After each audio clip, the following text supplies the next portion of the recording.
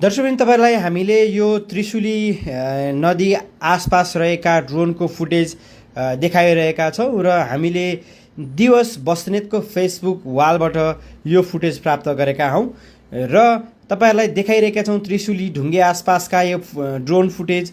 यहाँ चाहिँ सयौं घरहरू यसरी डुबानमा परिएको छ र यतिखेर यो चाहिँ बगरमा परिणत भएको छ। यो चाहिँ चाइनाबाट आएको हिम पहिरोको बाढी भन्ने हामीले जानकारी प्राप्त गरेका छौं र विशेष गरी यो पहिरोले ठूलो विनाश निम्ति आएको छ।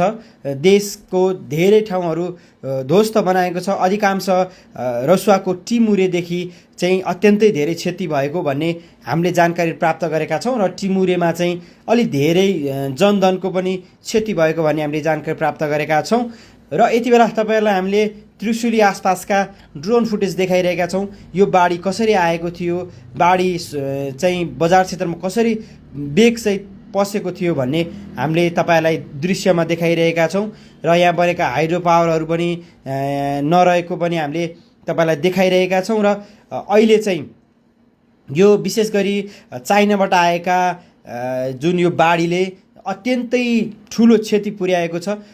देशमा ठूलो संकट निम्ति आएको छ र ठूलो जनधनको क्षति भएको आकलन गरिएको छ र अहिलेसम्म के कति क्षति भएको भन्ने विवरण यकिन भएको छैन।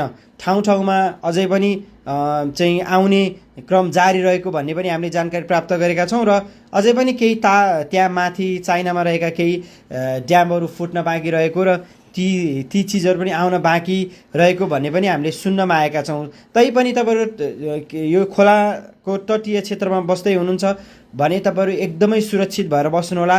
आसपासमा तपाईहरुले यो जुन खोलाको विध्वंस तपाईहरुलाई हामीले देखाइरहेका छौं, जुन चाहिँ यो त्रिशुली खोला हामी भन्छौं र विशेष गरी यो जनै पूर्णेको ठ्याक्कै बेला मेलाको अवसरमा धेरै तीर्थालु भक्तजनहरू गोसाइकुण्ड जाने क्रम पनि यही बाटो हुँदै जाने भएको हुनाले उहाँहरूलाई पनि प्रभावित भएको र केही मानिसहरू बेपत्ता भएको भन्ने पनि हामीले सुनेका छौं।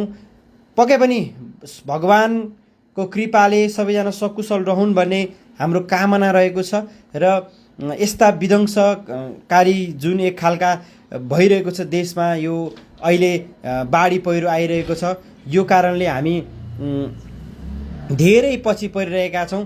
अब हाम्रो देश विकास भइरहेको छ तर बेला बेलामा हामीलाई प्रकृतिले पनि ठगिरहेको अवस्था छ। तपाईलाई अहिले ठ्याक्कै त्रिशुलीको र ढुङ्गे आसपासको ड्रोन फुटेज हामीले देखाइरहेका छौं र ड्रोन फुटेज विवश बस्ने